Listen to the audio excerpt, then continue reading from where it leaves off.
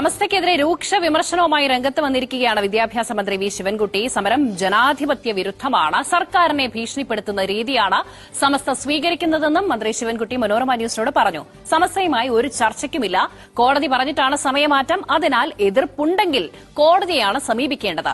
മതസംഘടനകൾ വിദ്യാഭ്യാസ രംഗത്ത് അനാവശ്യമായി ഇടപെടുന്നത് അംഗീകരിക്കാനാകില്ലെന്നും വിദ്യാഭ്യാസ മന്ത്രി പറഞ്ഞു.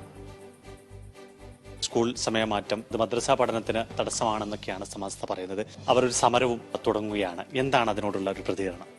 ഗവൺമെന്റ് എടുക്കുമ്പോൾ ഒരു തീരുമാനം എല്ലാ കുട്ടികൾക്കും തുല്യമായി ബാധിക്കുന്ന നിലയിൽ മാത്രമേ എടുക്കാൻ വേണ്ടി പറ്റുള്ളൂ.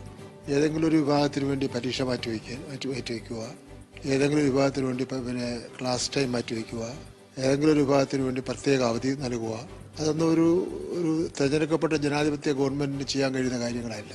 എന്ന് മാത്രമല്ല, അത്തരം ഏകപക്ഷീയമായി ഏതാനും ആൾക്കാർക്ക് വേണ്ടി ഈ കാര്യങ്ങൾ ചെയ്യണമെന്നുള്ള ഈ ആവശ്യം ജനാധിപത്യ വിരുദ്ധമാണ്.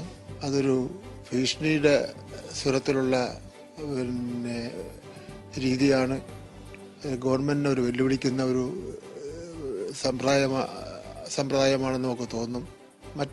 കേരളത്തിൽ കമ്മ്യൂണിസ്റ്റ് പാർട്ടികൾ കമ്മ്യൂണിസമല്ല നടപ്പാക്കുന്നത്. ഇവിടുത്തെ മതേതര ജനാധിപത്യ ഗവൺമെൻറ്റുമായി സഹകരിച്ചുകൊണ്ട് തെരഞ്ഞെടുപ്പ് അനുസരിച്ച് ഒരു രാഷ്ട്രീയ പാർട്ടിയെ മതേതര പാർട്ടിയെ പോലെ പ്രവർത്തിക്കുകയാണ് ചെയ്യുന്നത്.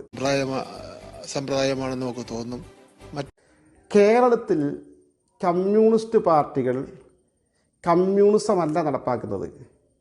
ഇവിടുത്തെ മതേതര ജനാധിപത്യ ഗവൺമെൻറ്റുമായി സഹകരിച്ചുകൊണ്ട് തെരഞ്ഞെടുപ്പ് അനുസരിച്ച് ഒരു രാഷ്ട്രീയ പാർട്ടിയെ മതേതര പാർട്ടിയെ പോലെ പ്രവർത്തിക്കുകയാണ് ചെയ്യുന്നത്.